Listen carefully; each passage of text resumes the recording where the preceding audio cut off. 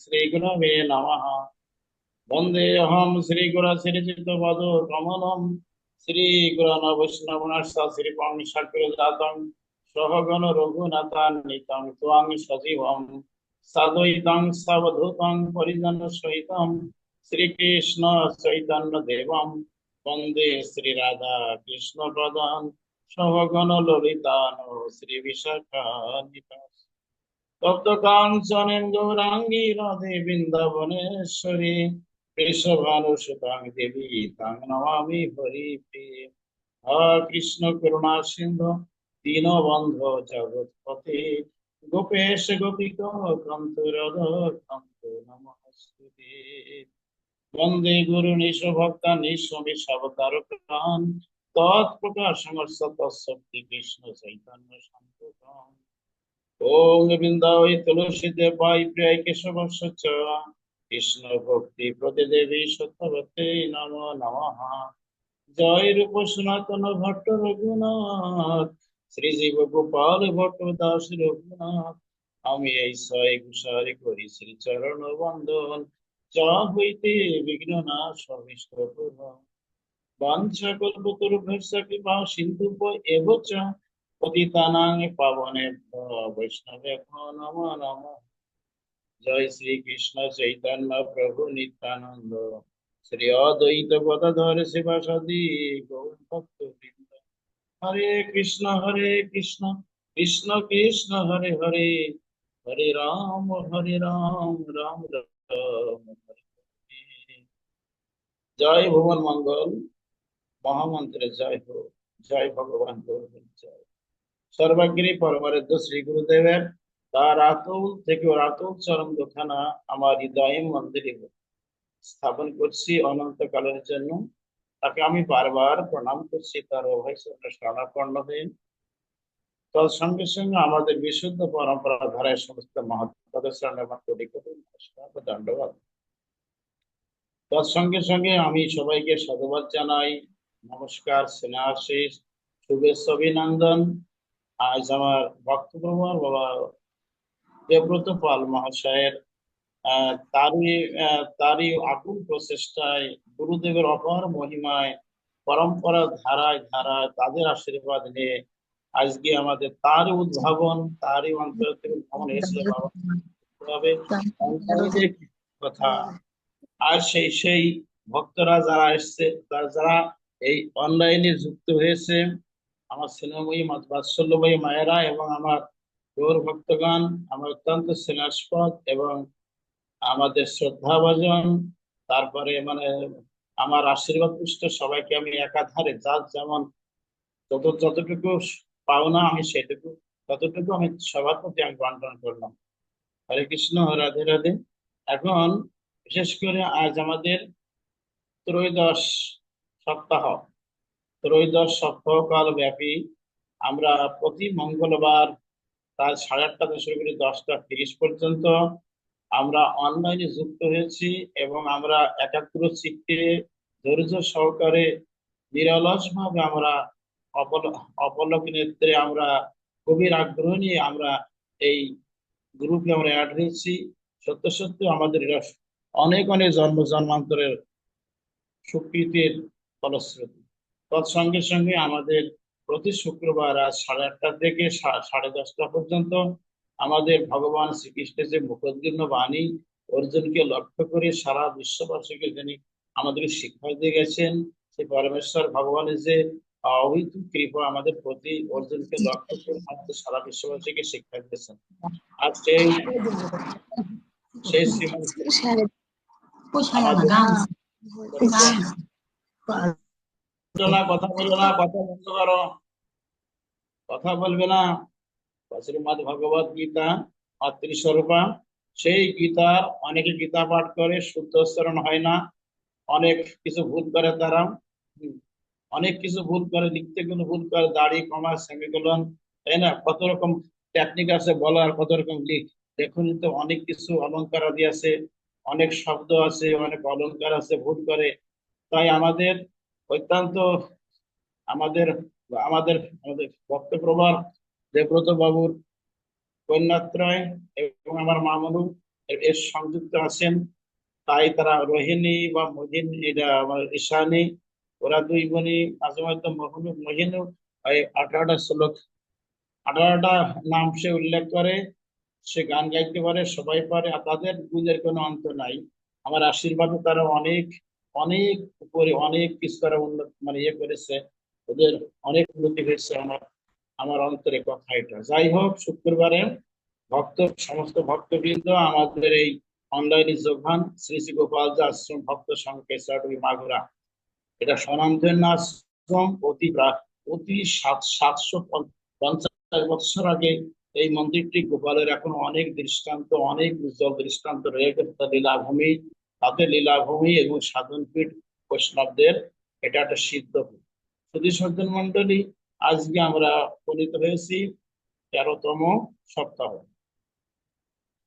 আমরা লিঙ্কে দিয়েছিলাম যে ইন্দ্রা একাদশীর মাহাত্ম্য কি এবং চাতুর্মাস ব্রতের মাহাত্ম্যটা কি।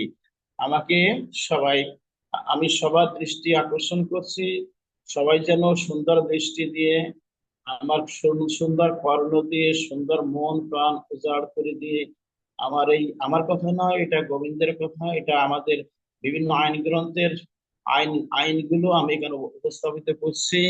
আপনারা সকলেই আমার এই শাস্ত্রের যে অমোঘ বাণী শ্রবণ করে এবং এগুলো পালন করলে পারে আমি 100% আমি আশাবাদী হতে পারবো যে, আশা করি ভগবান মহাপ্রতিভা লাভ করতে সক্ষম হবে নিশ্চিত।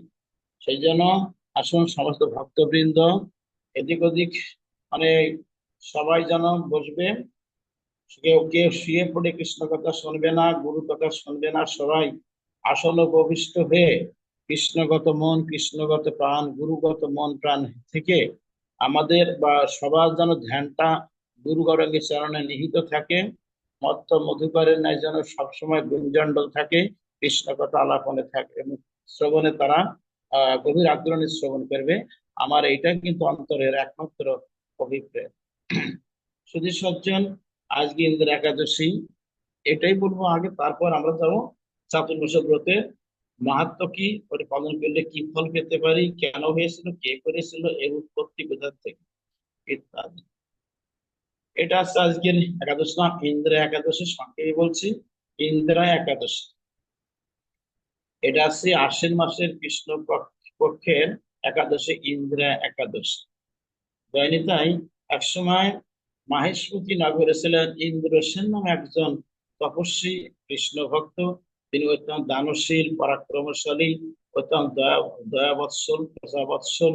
তিনি তার সময় প্রজারা কোনো কষ্ট পান নাই, কোনো কোনো দারিদ্রতা ছিল না। সবার অন্তরে মন প্রাণ, সবার মনে একটা শান্তি বিরাজ করত। এহানো এহানো সেই ইন্দ্রসেন রাজা, তিনি তার সময়কালীন, হ্যাঁ, ওই রাজ্যে কোনো মহামারী বা দুর্ভিক্ষ এটা পরিলক্ষিত হয় নাই। অর্থাৎ এক কথা বলতে হবে যে তিনি একান্ত কৃষ্ণ ভক্ত ছিলেন। আচ্ছা, এক সময় ইন্দ্রসেন রাজার রাজদরবারে এসে গেলেন স্বয়ং ভগবানের একনিষ্ঠ সেবক যিনি এবং পরিকর, সারা জন্ম জন্মান্তরে যিনি পরিকর হলেন, যিনি ছিলেন দাসীপুত্র, তিনি হলেন ভগবত ভজন করে, কৃষ্ণ সাধন করে, কঠিন ভজন সাধন করে হলেন ভগবানের পরিকর। এবং চাতুর্মাস ব্রতে করেছিলেন মুনি ঋষিগণ। তাদের অধরামৃত প্রসাদ পেয়ে, মার আশীর্বাদ নিয়ে জন্ম জন্মান্তরে পাপ তার মুক্ত হয়েছিল।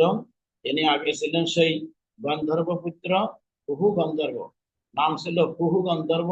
উনি অত্যন্ত কামাসক্ত, লোভী, হ্যাঁ, মদাসক্ত, তারপর নেশাগ্রস্ত, তারপর অহংকারী, তারপরে বুদ্ধিহীন, মানে যত রকম খারাপ সে ছিল।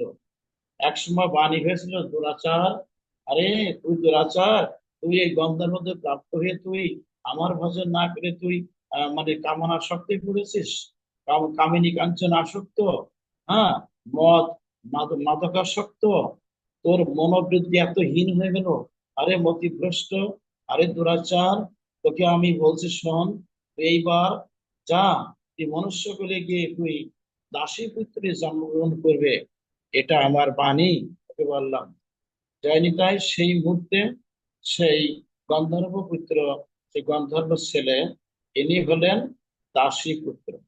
এই দাসী এর মা ছিল অনেক বৈষ্ণব সেবী ছিলেন, মুনিরদের সেবা করতেন, চাতুর্মাস্য ব্রত করেছিলেন। মুনির তাদের উচ্ছিষ্ট গ্রহণ করে আশীর্বাদ নিয়ে তার পুত্র সন্তান হয়। তাকে কেউ নারদ বলে ডাকতো না, বলতে মুনি কি বলতো, কাঙালের পুত্র, কাঙালিনীর পুত্র, কাঙালিনীর পুত্র, ভিখারির ছেলে, ভিখারির ছেলে, ভিখারি। যাক, অনেক অপবাদ, অনেক লাঞ্ছিত, অবহেলিত, অবহেলিত, সমালোচিত হতে লাগলো। মানুষের গলগ্রহ হতে লাগলো। কি করবে? পূর্ব জন্মে তার ছিল অভিশাপ, তাই অবাধে মেনে নিয়েছিল। তখন 5 বছরের শিশু, গৃহ তো নাই, বনে জঙ্গলে বাস করতো। তার মা একটা কুটির নির্মাণ করে দিয়েছিল সন্তান দিয়ে। আর সকাল হলেই বলতো, বাবারে তুই থাক, কুটিরে থাক, আমি মন্দিরের সেবায় চলে যাচ্ছি। আসার সময় আমি নিজে খেয়ে তোর জন্য বলার কথা এসে অন্ন প্রসাদ নিয়ে আসবো। সুধী সজ্জন, ব্রত করেছিল মন্দির ইচ্ছা করার পর তাদের যে প্রসাদ পেয়ে আসে, সে হলো নারদ মুনি, তাই না? সে ভগবানের পরিকর হয়ে গেছিল। আমি ওটা পরবর্তী আমরা বলবো, চাতুর্মাস্য ব্রতের মাহাত্ম্যটা বলবো। এখন আমরা যে ইন্দ্রা কিছু মাহাত্ম্য। নারদ মুনি, উনি একবার গেলেন তপস্যার বলে, কোথায় গেলেন? জমালয়ে।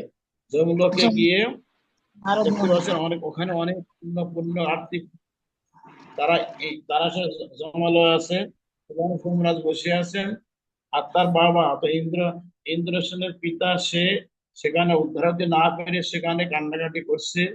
সে অনেক পাপ করেছিল বিগত জন্মে। সেই বিগত জন্মের সে পাপের ফলে আজকে সে সেখানে প্রেতাত্মায় ঘুরে বেড়াচ্ছিল। নারদকে দেখে বলেছিল, নারদজি, আপনি তো ভগবানের একান্ত পরিকর, একটু উপকার করবেন। দেবশ্রীপাদ বলুন, কি উপকার? আমার ছেলে আছে মাহেশমতি নগরের বর্তমান রাজা, সেই, ও আমারই ছেলে ইন্দ্রসেন। তাকে আপনি বলুন যেন আমাকে উদ্ধার করে। কিভাবে উদ্ধার করবে আপনি পরামর্শ দেবেন, তাহলে হয়তো আমি এখান থেকে আমি চিরতরে মুক্তি প্রাপ্ত হয়ে ওইখান থেকে ভগবানের চরণ পেতে পারবো। আপনি আমাকে একটু করবেন কি? তখন দেবশ্রী নারদ বললেন, ঠিক আছে মহাশয়, আমি এক্ষুনি যাচ্ছি পৃথিবীতে গিয়ে মাহেশপতি নগরে। সেখানে গিয়ে আমি ইন্দ্রসেনকে অবশ্যই বলবো, যাতে করে আপনার পরম গতি প্রাপ্ত হয়, আমি তার জন্য আমি যাচ্ছি। সেই অবধি নারদ উনি চলে এলেন মাহেশপতি নগরে। মাহেশপতি নগরে দেবশিবকে দেখে আনন্দ আত্মহারা হয়ে সেই ইন্দ্রসেন অত্যন্ত আত্মহারা হয়ে তিনি পেলেন, পাঁচদর্ঘ্য দান করলেন। করার পর ওনাকে 16 বছর পূজা পূজা করে, ওনার চরণ ধৌত জল সবাই পান করে, সব অংশে পান করে পরে হাত জোড় বলতে লাগলেন, মহাশয় দেবশ্রীপাদ, আপনি তো ভগবান একান্ত পরিকর, আপনি, আপনার কি হেতু আগমন, তব আপনার কি জন্য আগমন করে আমরা জানতে পারি কি? আমি কি জানতে পারি? তখন বললেন, হ্যাঁ, হ্যাঁ ইন্দ্রসেন, আমি তোমাকে অবশ্যই বলবো। তোমার পিতা অনেক অনেক আগে তিনি দেহত্যাগ করেছেন, যেহেতু এটাকে তিনি উদ্ধার হতে পারেন নাই। তাই আমি একসময় আমার তপ বলে, আমার ভক্তি বলে, শক্তি বলে, আমার সাধন বলে আমি উপনীত হই নর জমালয়। ওখানে গিয়ে দেখতে পাই তোমার পিতা, সে, তার কাছে কাতর কান্না, সে উদ্ধার হতে পারে নাই। সে শুধু কান্নাকাটি করছে, আমাকে দেখে আমার হাত, আমার পায়ে প্রণাম করে আমার কাছে বারবার করে আরতি জানাচ্ছে যে, হে দেবশ্রীপদ, আপনি তো ভগবানের পরিকর, আপনি কৃপা করে আমার একটু কথা শুনুন। মর্ত ধামে আছে, মাহেশ্বর নগরে আছে, আমার ছেলে আছে নাম ইন্দ্রসেন, তার কাছে কি বলেন আমি কিভাবে আমি উদ্ধার হতে পারবো, জান। আমি সেই জন্য আসছি। ইন্দ্রসেন এখন, ইন্দ্রসেন বললেন, হে প্রভু, হে দেবশ্রীপদ, আমি কোন পথ অবলম্বন করলে আমার পিতা উদ্ধারে বৈকুণ্ঠ গমন করতে পারে, আপনি কৃপা করে আমাকে একটু পরামর্শ দিন। তখন ইন্দ্র দেবশ্রীপদ বললেন, ইন্দ্রসেন, ইন্দ্রসেন, আমার কথা তুমি শোনো। আমি যতটুকু জানি যে ভগবানের আমি সাধন ভজন করে, কঠিন সাধন করে, আমি ব্রত করে আজকে আমি পরিকর, কৃষ্ণের একান্ত পরিকর পরিকর হয়েছি। আমার বিশ্বাস যে আগামী আশ্বিন মাসে কৃষ্ণ পক্ষীয় যে যে একাদশী, ওইটা ইন্দ্রা নাম, ইন্দ্রিয়া, নাম খ্যাত ওই ইন্দ্রিয়া একাদশী করলে পরে তোমার পিতা সমস্ত পাপ হইতে মুক্ত হয়ে বৈকুণ্ঠে গমন করিবে। তাই তখন ইন্দ্রসেন বললেন, প্রভু তাহলে কিভাবে করতে হবে আমাকে আপনি সবিশেষ বলুন। তখন তখন বললেন দেবরাজ ইন্দ্র যে এই ব্রতের দিন সকালে প্রাত স্নান সেরে সংকল্প করবে, হে হে জনার্দন, ঋষিকেশ, হে বিষ্ণু, হে কৃষ্ণ নারায়ণ, আমি তোমার বিধিবিধানের জন্য পদ্য থেকে আগামীকাল সকাল পর্যন্ত ব্রত ব্রত পালন করিব এবং এই ব্রত পালনের যে ফলাফল আপনার চরণে আমি নিবেদন করিব। ব্যাস, এই কথা শোনা মাত্রই তখন আর কি ইন্দ্রসেন কি করলেন, আগে সে একাদশ ভোরে 3টের সময় স্নান করে অত্যন্ত শুদ্ধ চিত্তে ভক্তি চিত্তে আপ্লুত নয়নে কোন চোখের জল নিয়ে গোবিন্দের চরণে অর্পণ করলেন এবং হাত জোড় করে বললেন, হে ভগবান, তোমার বিধিবিধানের জন্য আমি আজ থেকে আগামী সকাল পর্যন্ত ব্রত ধারণ করিব এবং নিরম্ব মানে একটা জল নির্জল, আমি জল গ্রহণ করব না। শুধু সজ্জন এখানে একাদশের 3 পর্ব দেখতে পাই, উত্তম মধ্যম কনিষ্ঠ। নিরম্ব মানে জলও পাওয়া যাবে না, আর সাকার মানে কি ফল জল এগুলো পেতে হয়। নিরাকার আর হচ্ছে সাকার, নিরম্ব মানে নিরাকার মানে জল পাওয়া যাবে না। উনি সেইভাবে পালন করলেন, একেবারে সারাটা দিন ধরে কৃষ্ণ কথার মাধ্যমে অতিবাহিত করলেন। ভাগবত গীতা পুরাণ পাঠ করতে করতে সারা দিন চলে গেল। উনি কোনো কিছু গ্রহণ করলেন না, ভালো করে শুনবে সবাই। সারা রাত জাগরণ করলেন। বলা বাহুল্য যে আমাদের কয়জনে জাগরণ করে, প্রশ্ন থাকলো কয়জন জাগরণ করে তারা যেন অবশ্যই আমাদেরকে জানাবে। একাদশী পালন করে অবশ্যই নিশি জাগরণ করতে হয়, তাহলে একাদশী ফলটা পরিপূর্ণভাবে প্রাপ্ত হওয়া যায়। মানে একেবারে নিশি জাগরণ, তা নিশি ঘুমানো যাবে না। ওই নিশিটা কৃষ্ণ কথার মাধ্যমে, ভগবানের কথার মাধ্যমে, সংকীর্তনের মাধ্যমে অতিবাহিত করতে হবে। সেই জন্য উনি সারা রাত ধরে উনি কীর্তন করলেন, জপ করলেন, ভাগবত গীতা পাঠ করলেন। তারপর সকাল হইল, উনি উপযুক্ত সময় ঠিক নির্ধারিত সময় উনি মানে সে ব্রতের মানে সেই পালন করলেন। পালন মন্ত্র দেওয়া আছে, পালন মন্ত্র বলে উনি পালন সারলেন। তারপর দেখা গেল কি একবার মতো কাজ পালন করার সঙ্গে সঙ্গেই উনি সেই ফলাফল আমার গোবিন্দের চরণে নিবেদন করলেন। ওমা, বলতে বলতে দেখা গেল কি বৈকুণ্ঠের থেকে হম সেই তার পিতা সে দিব্য দেহ নিয়ে চিৎকার করে বলছে কি, বাবা ইন্দ্রসেন, বাবা ইন্দ্রসেন, আজ দেবর্ষির কৃপায় আজকে তোমার অগ্র সাধনা এবং তোমার ব্রত নিষ্ঠায় আজকে আমি সমস্ত পাপ হইতে মুক্ত হয়ে ওই দেখো আমার পুষ্পরাগ এসে গেছে, স্বয়ং বিষ্ণু দুর্গান আমার দিকে আসছে, আমি এক্ষুনি বিষ্ণুকে গমন করি বাবা, আশীর্বাদ করে গেলাম। তুমি যেন কোনো ব্রত তুমি ব্রত নষ্ট করবে না।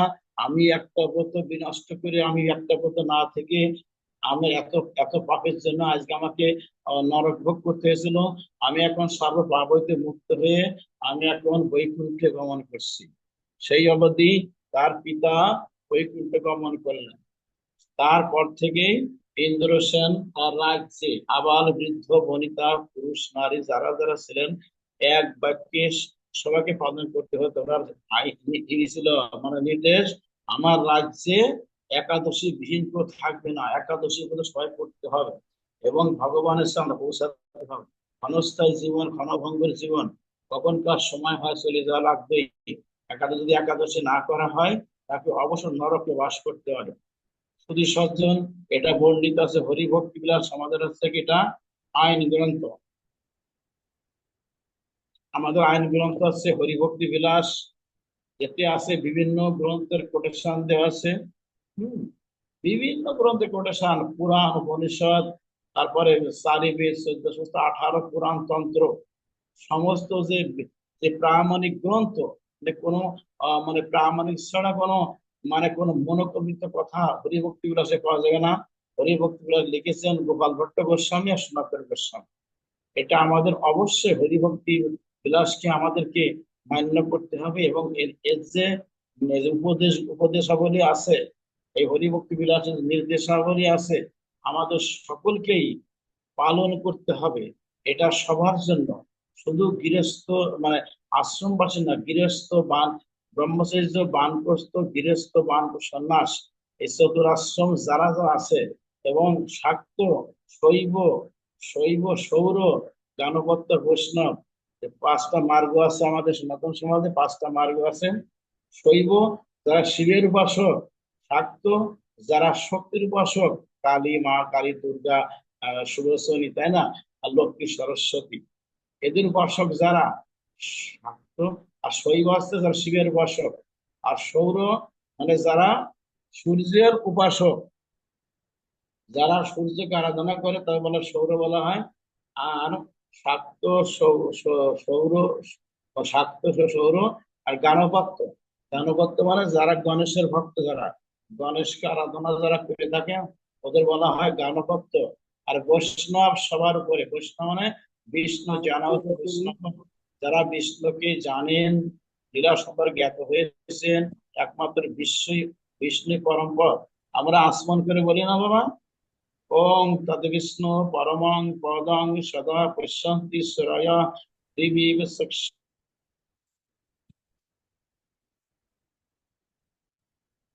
ভক্তমন্ডলী সবাই যেন একাদশীকে মান্য করবে, একাদশী মার পালন করবে, যেমন মার কোনো বিকল্প নাই, একাদশী ব্রতে কোনো বিকল্প নাই। যেমন বৃক্ষের মতো অসত্য বৃক্ষ শ্রেষ্ঠ, ব্রতের ভিতরে একাদশী মাস শ্রেষ্ঠ, এরকম প্রমাণ আছে। সেই জন্য যেমন গ্রহের ভিতর সূর্য শ্রেষ্ঠ, হ্যাঁ, তদ্রূপ ভাবে সমস্ত ব্রতের ভিতরে একাদশী মাস শ্রেষ্ঠ। তাই সুধী সজ্জন, একাদশীকে কেউ যেন লঙ্ঘন না করা হয়, একাদশী ব্রত অবশ্যই পালন করবে, এবং এতে পর্যাপ্ত পুণ্য সঞ্চয় হবে। শাস্ত্রে বলেছে হরিভক্তি বিলাসে, যারা নিখিল বিশ্বকে যারা গ্রাস করেছে, পাপী গ্রাস করেছে, তারাও যদি ব্রত করে তারাও ওই পাপ হইতে মুক্ত হয়ে মুক্ত পাখির মতো তারা চলে যাবে বৈকুণ্ঠ ধামে চলে যাবে। আর এই এই যে আমি একটা বললাম, একটা বললাম, নিজের ছেলে এই ইন্দ্রা একাদশী করে তার বাবার উদ্ধার হয়ে গেল, কঠিন ভাবে করেছিল। অবশ্য একাদশী থেকে আমরা চেষ্টা করব নিশি জাগরণ করার জন্য, 10-5 জন এক জায়গায় বসে অথবা হরিনাম জপ করতে করতে এই মধুর জামিনী অতিবাহিত করতে হবে। হরি বাসর, কি বলা হয়, হরি বাসর, যেখানে আমার হরি ভগবান বাসর, ভগবানের বাসর ঘর হচ্ছে কি একাদশী। যেমন আধুনিক জগতে যেমন বিয়ে হলে কি করে, বাসর ঘরে যায়, এটা হচ্ছে ভগবানের বাসর ঘর। হ্যাঁ, মাসে দুটো বাসর ঘর হয়, এই একাদশী বলা হয় হরি বাসর। তাই অনেকে হরিশ মানে হরিশ মানে একাদশ, যে সাপ্তাহিক যে মঙ্গলবার হলো ওকে বলে হরিবাসর, ওটা হরিবাসর বলে, ওটা হরির সভা বলা হয়, ওইটাকে বলে হরির সভা। আর একাদশীকে বলা হয় হরিবাসর। আমরা যেন ভুলেও না বলি, সাপ্তাহিক যে হরিসভা করা হয় মঙ্গলবারে, শনিবারে, যে কোনো দিনই করা হয়, 10-এ 5-এ মিলে হরিনাম করা হয়, কৃষ্ণ কথা বলা হয়, কি বলে হরির সভা, হরির সভা মানে হরির সভা, হরিসভা। আর হরির বাসর, হরির ঘর, একাদশী বলে হরির ঘর, এই ঘরে সবাই থাকতে হয়, এই ঘরে থেকে ঘুমোতে নাই, এবং এই ঘরে থেকে সারা নিশ্চয়ই জাগরণ করতে হয়, তাহলে হরি, সেই ঘর থেকে হরিকে দর্শন করা যায়। নামের কোনো বিকল্প নেই, ব্রতের কোনো বিকল্প। শুধু সজ্জন, এখন আমরা যাব, লিঙ্কে দেওয়া ছিল ওই যে সেই চাতুর্মাস ব্রতারণ, চাতুর্মাস ব্রত কি, তার আগে আমরা জানতে চাই আমাদের বৈদিক শাস্ত্রে ভগবান তো অনন্ত অনন্ত কোটি কোটি ওনার অবতার গ্রহণ করেন। হম, অনন্ত অবতার, অনন্ত মহিমা, নারদাদি ব্যাসদেব বিজ্ঞানের সীমা, ঈশ্বর পরম কৃষ্ণ সচ্চিদানন্দ বিগ্রহ, অনাদির আদি গোবিন্দ, সর্ব কারণ কারণম, ঈশ্বর সবার উপরে, এবং এই অনন্ত কোটি বিশ্বব্রহ্মাণ্ড তার ইচ্ছায় সৃষ্টি হয়েছে, তার ইক্ষণে বিশাল আবার ধ্বংসপ্রাপ্ত হবে, আবার এটা আবার এটা আবার স্থিতি স্থিতি হবে। কাজে কাজেই ভগবানের, তিনি আমাদের, তিনি ভগবান, তিনি স্বতন্ত্র, আমরা পরতন্ত্র, তিনি অসীম, আমরা সসীম, তিনি হচ্ছেন বিভু চৈতন্য, আমরা অনু চৈতন্য, তিনি ইচ্ছাময়, আর আমরা আছি পরাধীন, তিনি সময় পরাধীন। কিন্তু আমাদের একমাত্র উপাস্য ভগবান শ্রীকৃষ্ণ, তিনি সৃষ্টির শুরুতে ছিলেন, সৃষ্টি প্রারম্ভে ছিলেন এক এক এক ব্রহ্ম দ্বিতীয় নাস্তি, অসমর্থ পুরুষোত্তম পরমেশ্বর ভগবান। যখন সে নিজেকে সৃষ্টি করলো, তখন তখন নিজেকে সৃষ্টি করার পর তার বাম অঙ্গের থেকে উৎপত্তি করলো রাধারানীকে। তারপর রাধারানীর থেকে হলো প্রকৃতি, প্রকৃতির থেকে হলো বিভিন্ন মানে জগতে হলো কারা, এরা হচ্ছে শক্তি বিশেষ। দেবতারাকে বলেন দুর্গা, কালী, সুদর্শনী, লক্ষ্মী, সরস্বতী, মানে যত যত দেবীরা আছেন, দেবী দেবী দেবী, এই দেবীগুলো সৃষ্টি হলো আমার রাধারানীর সে অঙ্গের থেকে। আর শ্রীকৃষ্ণর অঙ্গের থেকে সৃষ্টি হলো সমস্ত দেবরা, দেব দেব, হ্যাঁ না, দেবরাজ ইন্দ্র, চন্দ্র, বরুণ, শশাঙ্ক, মহাদেব, বিষ্ণু, যত আছে নারায়ণ, এর সবকিছু ভগবান শ্রী গোবিন্দের অঙ্গের থেকে উৎপত্তি হয়েছিল। কাজে কাজে শক্তি আর শক্তিমান, রাধারানী হচ্ছেন শক্তি আর কৃষ্ণ হলেন শক্তিমান। তা অনাদিরাতে শ্রী গোবিন্দ ওনার মনে একটু ই হলো, আকাঙ্ক্ষা জাগলো, আমাকে বহু হতে হবে, বহু দর্শন, তা আমাকে লীলা করতে হলে আমার বিভূতিগুলো আমাকে মানে এগুলো প্রকাশ করতে হবে। এই যেমন এখানে বিষ্ণু তিন প্রকার আছে: গর্ভদক্ষায়ী বিষ্ণু, মহাবিষ্ণু আর কারণাবশায়ী বিষ্ণু। আমরা জেনে নিলাম এটা ভগবানের অঙ্গের থেকে উৎপত্তি হয়েছিল। আর এই কারণাবশায়ী বিষ্ণু আর মহাবিষ্ণু আর হচ্ছে গর্ভদক্ষায়ী বিষ্ণু। কিন্তু এদেরকে এক একটা ডিপার্টমেন্টে উনি বন্টন করলেন যে তুমি এই ডিপার্টমেন্ট থাকো। মহাবিষ্ণু উনি উনি সৃষ্টি করছেন, আর আর গর্ভদক্ষ বিষ্ণু উনি আর কি গর্ভে ধারণ করেছেন, এবং উনি 4 মাস তিনি কথা আগে শুনিয়ে নি যে মা আমাদের একটা কথা কও, কথা কও, কইয়ে না কইয়ে না। এই গর্ভদক্ষ বিষ্ণু উনি কারণ সাগরে, ক্ষীরোদ সাগরে উনি সাহিত্য আছেন। আমরা দেখতে পাই এই যে শ্রাবণ মাসে, শ্রাবণ মাসে বলা কি বলা হয়, শয়ন একাদশী। মহাবিষ্ণু উনি না গর্ভদক্ষী বিষ্ণু, ক্ষীরোদক্ষী বিষ্ণু উনি আর কি ক্ষীরসাগরে স্নান করলেন। এটা ভগবান নারায়ণ, এরা আছে নারায়ণ বিভূতি, বিভূতি মূরতি, এরা আছে বিভূতি বিলাস মূরতি, এগুলো আছে বিলাস মূরতি। ভগবান উনি একেশ্বরবাদ, উনি এদেরকে সৃষ্টি করে একটা ডিপার্টমেন্টে নিয়োগ করলেন। বললেন কি মহাবিষ্ণু তুমি আর কি আহ ক্ষীরসাগরে স্নান করো। ক্ষীরোদক্ষায়ী বিষ্ণু সেই শয়ন একাদশী তিনি স্নান করলেন। তারপরে আসলে কোন, তারপরে হলো পার্শ্ব একাদশী, তারপরে হলো পার্শ্ব মানে স্বয়ং পার্শ্ব, আবার কি পবিত্র রূপণী হলো, লাস্টে হলো উত্থান একাদশী, ঠিক 4টে।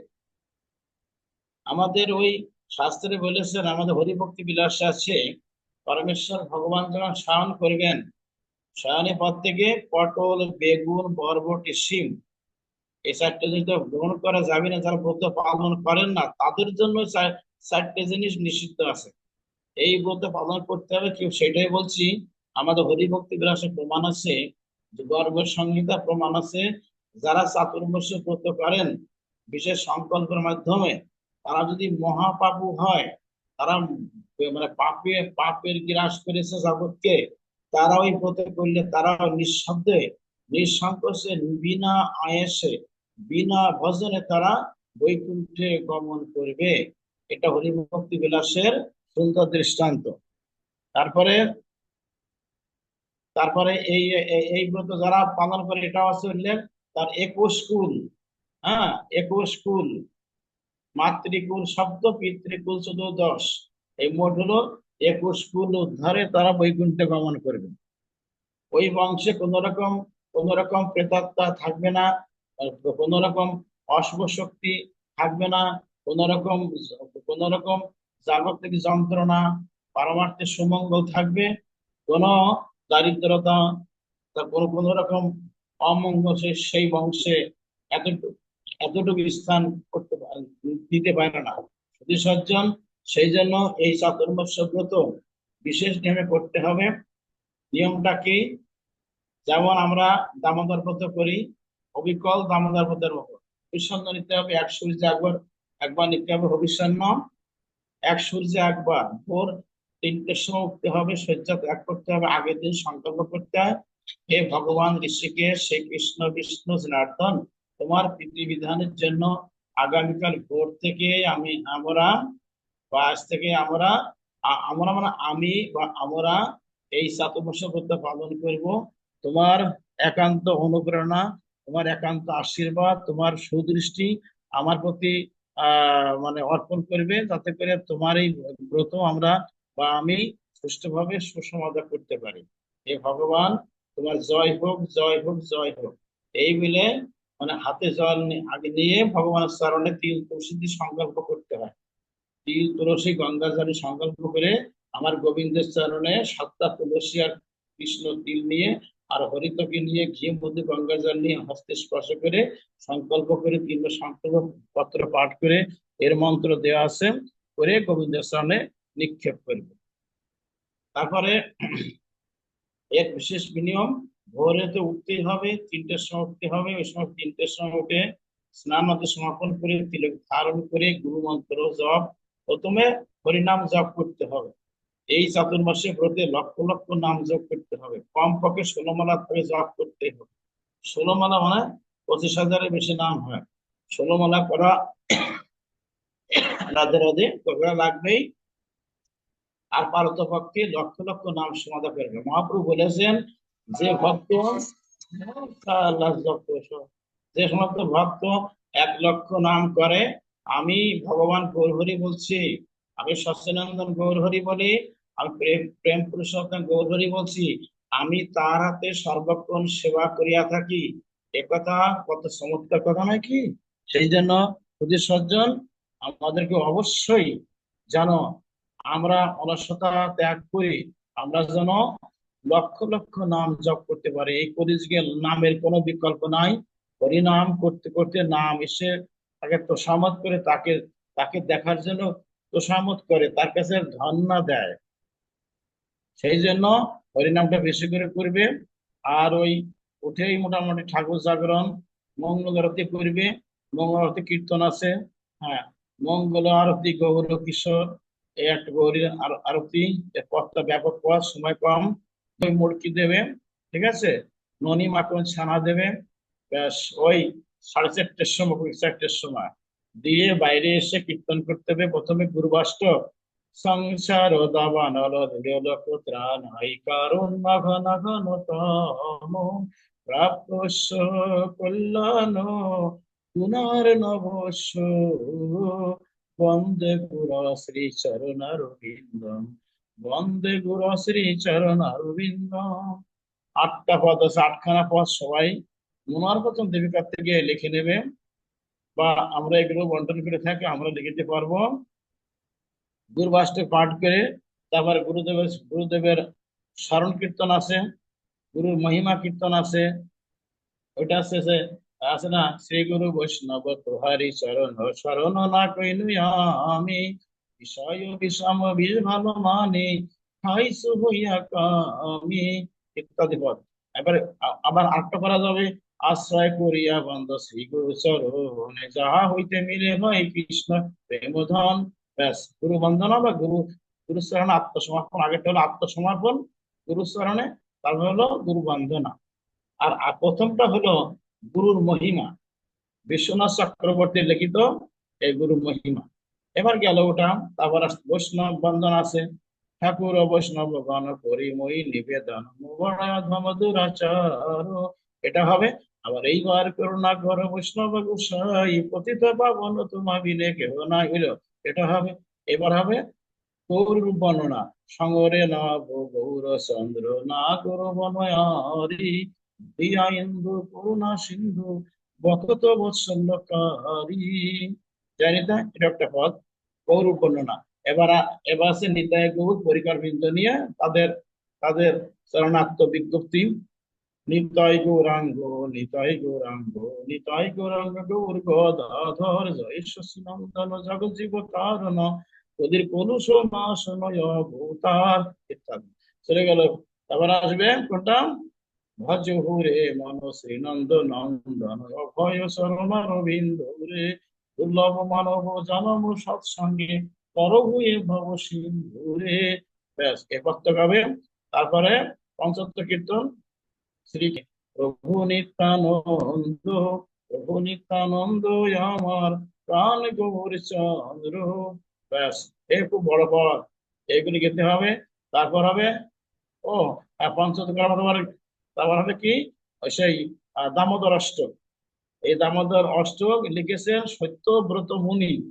আমি সংক্ষেপে বলবো, সত্যব্রত মুনি। ইনি ছিলেন একজন মহা তপস্বী, মহাজ্ঞানী, বিদ্বান এবং গোপালের একটা একনিষ্ঠ সেবক এই সত্যব্রত মুনি। এই আটটা পদ নিজে স্বরচিত, গোপাল তাকে বলিয়েছে। গোপাল যেভাবে বলেছেন উনি সেইভাবে লিখেছেন। হ্যাঁ, সাক্ষাৎ গোপালকে, গোপালের সঙ্গে তো কথা হয়েছে, গোপালের সঙ্গে ফেস টু ফেস কথা হয়েছে, ও সামনে বসে গোপাল বলেছেন, আর সেই সত্যব্রত মুনি তিনি লিখেছেন। ভাবতে পারেন কত বড় ভাগ্যবান সত্যব্রত মুনি। তো শুনে লেখা আছে, নমামি সারাং সচ্চিদানন্দ রূপম রসদে কুণ্ডলং গোকুলে বিরাজমানং যশোদা ভিয়লোকে লজ্জাবমানং পরামৃষ্ট অত্যন্ত চতুর্থ গোপাল।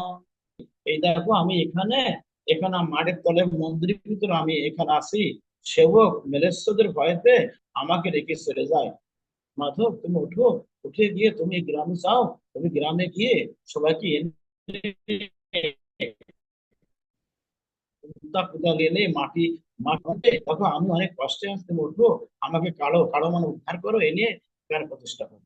যদি সজ্জন সে মাধবেন্দ্র পুরী গিয়ে 3 বার গোপাল দিলেন দেখা। কয়বার? 3 বার। গোপাল তাকে 3 বার দর্শন দিলেন। কি ভাবা যায় ভগবানের কত কৃপা তার প্রতি। হ্যাঁ, তিনি কখনো সেই 10 পান প্রতিষ্ঠা চাননি। কত কাহিনী আমরা ধীরে ধীরে নিয়ম সমাসে বলবো আর কি। এইগুলো এই নিয়ম সমাসে সংগঠিত হয়েছিল। এই নিয়ম সমাসে রাস মানে ইয়ে হয়েছিল পুতনাবধ। এই নিয়ম সবে মাসে মানে সেই দামোদর মাসে অঘাসুর বকাসুর কালীয় দমন হয়েছিল। এই দামোদর মাসে বস্ত্রহরণ। এই দামোদর মাসে দেবরাজ ইন্দ্রের দর্প চূর্ণ হয়েছিল। এই এই দামোদর মাসে সেই মানে সেই আহ কুবেরের 2 পুত্র ছিল অহংকারী, তারা মাদকাসক্ত, নারী আসক্ত। তারা নিজেদের স্বধর্ম ত্যাগ করে গিয়ে তারা ইন্দ্রিয় সেবায় যখন তৎপর ছিল, তখনই তারা কি করতো, অনেক নারীদেরকে নিয়ে যখন জলকেলি করছিল, তো ওদের নাম আছে মণিগ্রীব আর নলকুবের। মণিগ্রীব আর নলকুবের তারা দুই ভাই। তারা ধনমদে মত্ত হয়ে, আমরা জানি বাবা, সব থেকে যদি কেউ হঠাৎ ধনী হয়ে যায়, আমরা বলা বলি করি না, আরে আরে ভাই, ও কি কুবেরের ধন পেল না, কুবেরের ধন পেল। সব থেকে স্বর্গের সব থেকে ধনী ব্যক্তি কুবের, রাবণের ভাই, আপন ভাই না, পুত্রদ ভাই। As পাঁচ পক্ষী মানে আছে না, পাঁচ পক্ষী। এই একটা ব্যাধ তাকে তাকে তীর বিদ্ধ করে। তীর বিদ্ধ করার পরপরই ও তীর নিয়ে, শরীরে তীর নিয়ে খুব ক্ষত, খুব কষ্ট হচ্ছিল। তখন ভগবান তোমাকে অনুপ্রেরণা দেয়, অভয় দিয়ে বলে, হে বাজপক্ষী শীঘ্র আমার মন্দির পরিক্রমা করো। তখন বাজপক্ষী কৃষ্ণ নাম করতে করতে চোখে জল, ঝলসকে জল পড়ছে, কোন একটা মন্দিরে, কৃষ্ণ মন্দিরে, ভগবানের মন্দিরে, গোবিন্দ মন্দিরে উনি 4 বার প্রদক্ষিণ করার পর গোবিন্দের সামনে গিয়ে নাট মন্দিরে গিয়ে প্রাণ ত্যাগ করে।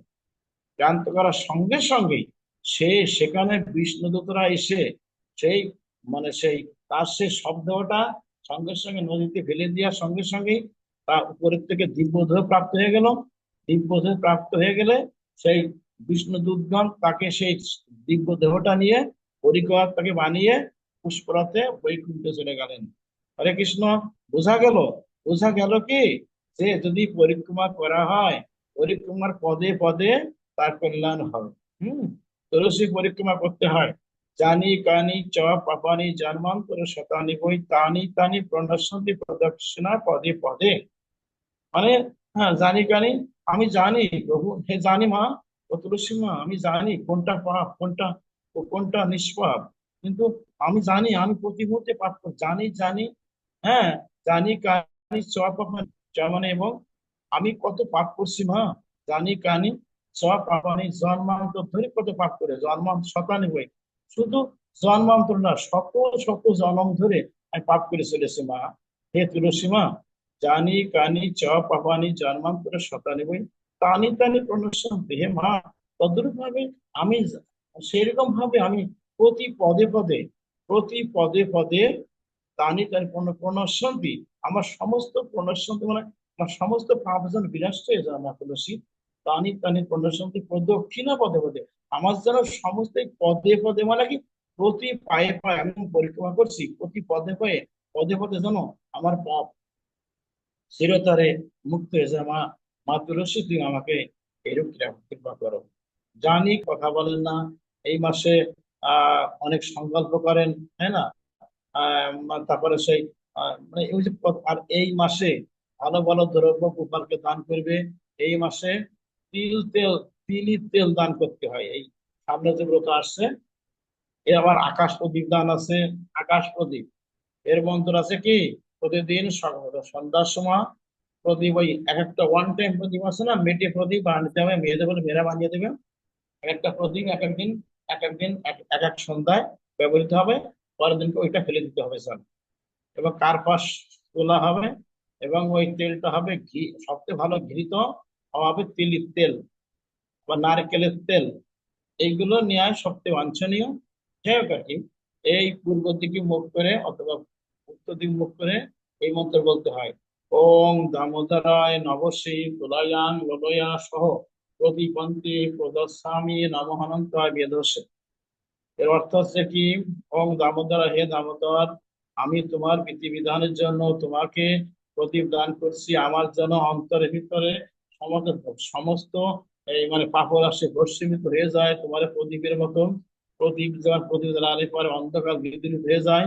হে ভগবান, আমার অন্তরে যে কালিমা আছে, যে পাপ আছে, যে অন্ধকার আছে, এই প্রদীপ যেন আমার হৃদয়ের ভিতর প্রবিষ্ট হয়ে জন্মান্তর যে পাপ রূপ যে কালিমা, পাপ রূপ যে অন্ধকার নিমেষের ভিতরে বিনষ্ট হয়ে যায়। এবং তুমি এই, আমি প্রদীপ দান করছি, তুমি একা নও, হে ভগবান, হে নারায়ণ, তোমার লক্ষ্মীকে নিয়ে তুমি আগমন করো, তাই না বলেছি। এবং দামোদরায় নবশে তুলয়াং লোলুয়া, লোলুয়া মানে ওই অগ্নির যে যে অনির্বাণ যে প্রদীপটা শিখা জ্বলছে, লোলুয়া বলা হয়। প্রদীপ অন্তে, প্রদীপ সেরে অন্তে দাম কি, ওং দামোদরা নবশে তুলয়াং লোলুয়া প্রদীপন্তে প্রজাস্বামী। হে মা, হে ভগবান, আমি তোমাকে নমস্কার করছি। লক্ষ্মীশ্বরী, তুমি বিচরণ করো আকাশে, তুমি আকাশ থেকে গ্রহণ করো, খোলা আকাশ প্রদীপ তুমি গ্রহণ করে, তুমি আর লক্ষ্মী গ্রহণ করে আমার সমস্ত পাপ হইতে মুক্ত করে দাও। হে, হে আকাশগামী, হে আকাশে গমন করে লক্ষ্মী নারায়ণ, তুমি নিশ্চয় আমাকে দেখছো, প্রদীপ তোমাকে দিচ্ছি, তুমি নিজে করে কৃপা করে প্রদীপ তুমি, তোমাকে অর্পণ করা হলে তুমি গ্রহণ করো, আমাকে তুমি পুণ্য দান করো। ব্যাস, বোঝা গেল। এই প্রদীপ দানের এটা মন্ত্র আছে। আবার এই মাসে রাধাকুণ্ডের স্নানটা আছে, অষ্টমীতে স্নান হয়, এর মন্ত্র আছে। শ্যামকুণ্ডের মন্ত্র আছে, তারপর রাধাকুণ্ডের মন্ত্র আছে, গোবর্ধন পূজা করার মন্ত্র আছে, গো প্রদক্ষিণ মন্ত্র আছে, গো পূজার মন্ত্র আছে। আমরা একে একে এই মানে সব বলবো। মহাপ্রভু সেবা আনতে শয়নে গেছেন দরজার সামনে। উনি আড়ে শুয়ে আছেন। উল্লেখ থাকে মহাপ্রভু ছিলেন নিজের হাতের 4.5 হাত লম্বা, অর্থাৎ 4.5 হাত লম্বা ছিলেন। আর গোবিন্দ ছিলেন বাইরে। আর গোবিন্দ বলছে কি মনে মনে, তাই তো আমি ভগবান, আমি প্রভু সেবা করবো কিভাবে? তো অনেক কিছু মনে চিন্তা ভাবনা করে বললেন, তাই তো আমি তো প্রভুর সেবার জন্য যাচ্ছি। তাই নিজের গায়ের উত্তরীয় মহাপ্রভুর শরীরে নিক্ষেপ করার পর তার উনি মহাপ্রভুকে ডিঙ্কায় গিয়ে ঘরের ভিতরে গিয়ে মহাপ্রভুর চরণ সেবা করছেন। ঘন্টা বা ঘন্টা কেটে যাচ্ছে, মহাপ্রভু সব জানেন, সব দেখছেন, কিন্তু উনি ঘুমের ভান করে উনি আছেন, ঘাতি মেরে শুয়ে আছেন। ঠিক যখন রাত 12টা বাজে, সেই সময় বললেন, কি গোবিন্দ, গোবিন্দ, তুমি এখন সেবা যাওনি? এখন সেবা করে যাওনি? হায় ভগবান, তুমি কি করছো কি? হ্যাঁ, বলছেন কি গোবিন্দ, প্রভু, হে মহাপ্রভু, আমি কি করে যাই বলো? তুমি তো তুমি মানে তোমার সামনে তুমি শয়ন করে আছো, আমি কি করে যাই বলো? আপনি বললেন কি মৃদু হেসে, গোবিন্দ, তুমি কি করে এলে বলো? তুমি যে আমাকে ডিঙ্কে আসে লঙ্ঘন করে এলে, যেভাবে এসছো সেভাবে চলে যাও। মহাপ্রভুর কি দর্শন দেখুন। তখন গোবিন্দ বলছেন কি, হে মহাপ্রভু, যখন আমি আপনাকে লঙ্ঘন করি, তখন তো আমি কাপড় ফেলে গেলাম ডিঙ্কা কি জন্য? আপনার সেবার জন্য গেছেন, আপনার পদ সেবা করার জন্য। আর এখন বলতে রাত 12টা 1টা বেজে গেল, আমি এই জন্য যাচ্ছি না। তো আমি কি করে যাই প্রভু? এখন তো আমার নিজের সেবার জন্য আমি তো আপনাকে লঙ্ঘন করতে পারি না প্রভু। পারি না, পারি না। আসার সময় আপনার সেবার জন্য আমি লঙ্ঘন করেছি, আপনার শরীরে আমি টিঙ্কাইছি, কিন্তু এখন তো আমার সেবার জন্য যাব। তা আমার সেবার জন্য আমি এটাকে বড় মনে করি না। আমার সেবা যাই হোক তাই হোক, কিন্তু আমার আমার মহাপ্রভুর সেবাই আমার সেবা। দেখছেন তো বাবা, কত বড় দর্শন আমাদের শিখাই দিয়েছেন। তাই নিজের সুখ আত্মেন্দ্রিয় প্রীতিবাঞ্ছা ধরে বলি কাম, কৃষ্ণেন্দ্রিয় প্রীতিবাঞ্ছা ধরে প্রেম নাম। যখন আত্মেন্দ্রিয় আসবে, আমি নিজে খাবো, নিজে পরবো, নিজে ভোগ করবো, সবকিছু যশমান প্রতিষ্ঠা করব, তখন কিন্তু গোবিন্দ সেখানে থাকে না। গোবিন্দ অনেক দূরে চলে যায়। সেই জন্য বলেছেন আত্মেন্দ্রিয় প্রীতিবাঞ্ছা তারে বলি কাম, তারা বলে জড় কাম, যশমান প্রতিষ্ঠা। আর কৃষ্ণেন্দ্রিয় প্রীতিবাঞ্ছা ধরে প্রেম নাম। যখন কৃষ্ণের জন্য সবকিছু করা হবে, সেটা প্রেম বলে ঘোষিত হবে। প্রেম, বিশুদ্ধ প্রেম। আমরা যেন এই বিশুদ্ধ প্রেমের মাধ্যমেই আমরা যেন আমার গোপালকে বা ভগবানকে ভালোবাসতে পারি। সম্বন্ধ অবৈধ প্রয়োজন, সম্বন্ধ অবৈধ প্রয়োজন। আগে সম্বন্ধ হোক তার সঙ্গে, ভালোবাসা হোক। আর ভালোবাসা করতে হলে তো তার সঙ্গে সম্বন্ধ করতে হবে না? আধুনিক যুগকে যেমন একে অপরকে হাত ধরে চলে যায় কোনো যুবক যুবতী, প্রেমিক প্রেমিকা, তখন সে সমাজ দেখে না, আর্যদের কঠিন আজ্ঞা মানে না, গুরুজনদের আজ্ঞা মানে না, পিতা মাতাকে চেনে না, সবকিছু উপেক্ষা করে তার প্রেমিকের সঙ্গে সে যখন একটা প্রেমিকা চলে যায়, একেই বলে কি, একেই বলে কি, একেই বলে আনুগত্য বোধ। তদ্রূপ ভাবে আমরা যেন ভগবানকে ভালোবাসতে পারি, আমরা ভগবানের সঙ্গে সম্বন্ধ করতে পারি। আমার নিজের পুত্র সে, আমার বন্ধু সে, আমার পতি সে, আমার প্রভু সে। তুমি যে কোনো ভাবে তুমি সম্বন্ধ করতে পারো না বাবা, যে কোনো প্রকারে সম্বন্ধ করলে সেই সম্বন্ধটা একসময় এমন ঘনীভূত হবে, পরিপক্ক হবে, তখন আর রাত দিন জ্ঞান থাকবে না। হ্যাঁ, আমি অমুকের ছেলে অমুক, আমি তোমার নিজের নিজের নিজের সেবা নিয়ে যাবে না, কৃষ্ণ সেবায় সে সুখী হবে। কৃষ্ণ সুখ দান করতে সে সবকিছু করতে পারে, এই কত কত প্রমাণ বাবা আছে। সেই জন্য নিজের সুখ চায় না গোপিকারা, তারা নিজের সুখ চায় না, তারা গোবিন্দ সুখী, তারা সুখী। তাই না? কিভাবে গোবিন্দকে আমরা সুখ সুখ দান করবো? সে আনন্দ পাবে, খুশি হবে, আমাদেরকে একটু ভালোবাসবে, আমাদের ভালো, তাকে ভালোবাসলে সে আমাদের ভালোবাসবে। এই গভীর প্রত্যাশা নিয়ে তারা গোবিন্দের সঙ্গে ভালোবাসা করেছিল বৃন্দাবনে। আর শাস্ত্রে বলেছেন যে পরব্য শোনেনি নারী ব্যাঘ্রাদি গৃহ কর্মসু সাদয়ত অন্তর্নবসঙ্গ রসায়নম। যেমন পুরুষ, পরপুরুষ অনুরক্ত যেমন সংসার মাঝে থাকে, থেকে যেমন পরপুরুষের ভাবনা করে, অন্তঃকরণে দিব্য রসের এক ছোঁয়া মানে অনুভব করে, সেরকম সেরকম ভাবে যারা গোপী, গোপনে গোপনে যারা ভগবানের সঙ্গে প্রেম করেছে, গোপনে কি বাবা, তুমিও হতে পারে গোপী, তুমিও হতে পারে গোপু। গোপী মানে কি? একটা পুরুষ মানে পুরুষ একজনই, আর আমরা সবাই কিন্তু প্রকৃতি। এই প্রকৃতির ভিতরে গোপী মানে যারা পরমেশ্বর ভগবানকে প্রতিরূপে পেতে চায়, এরা হচ্ছে গোপী। যারা ভগবানকে পুত্র পেতে চায় তারাও তো গোপী বাবা। তারা আছে যে মাতৃস্বরূপ, মাতৃ, তারা আছে মা, রোহিণী মা আছে, দেবকী মা আছে, তারপর সেই যশোদা মা আছে। এরা সবাই ছিলেন, গোপালকে ভালোবাসতেন একবার নিজের ছেলের মতো বাবা। আর সমস্ত বৃন্দাবনের অষ্ট সখী আদি ওরা ভালোবাসতেন প্রতিরূপে। হনুমান দাস্যরূপী প্রমাণ আছে এগুলো। তারপর সেই শক্করূপে বৃন্দাবনের সখারা, সুদাম সুদাম মধুমঙ্গল স্তব কৃষ্ণ ইত্যাদি ইত্যাদি। হ্যাঁ, আর কান্ত অধিকারী একমাত্র একমাত্র রাধা ঠাকুরানী। হরে কৃষ্ণ, রাধে রাধে বলতে চাই। সেই জন্য আগে সম্বন্ধ করতে হবে। সম্বন্ধ না করলে তার মধ্যে মমত্ব বোধ আসবে না।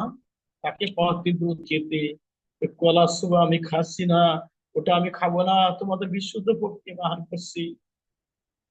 শুধু ভক্ত, শুধু ভক্ত সজ্জন মন্ডলী সেই মুহূর্তে মা পরাশরী নিজের জ্ঞান ফিরিয়ে কত আকুতি মিনতি করছে, কান্নাকাটি করছে।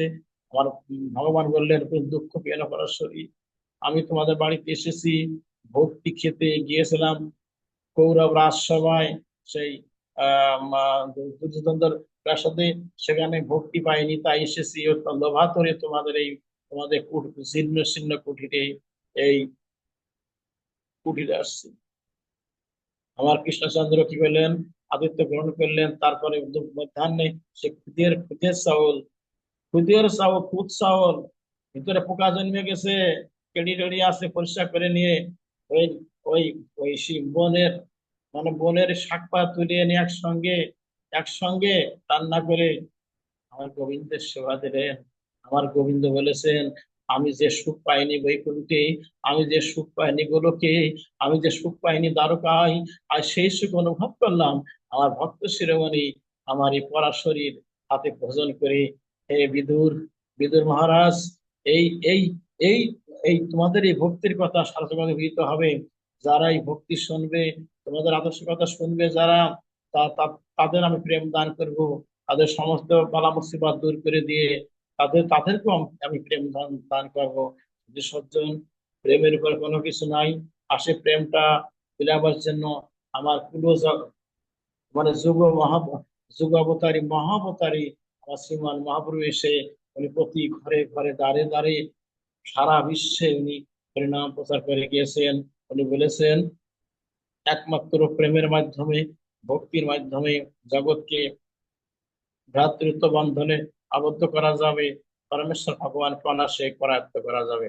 যদি সজ্জন, সেই জন্য এই ভক্তি দেবীকে পেতে হলে বাবা বিভিন্ন ব্রতগুলো পালন করতে হবে।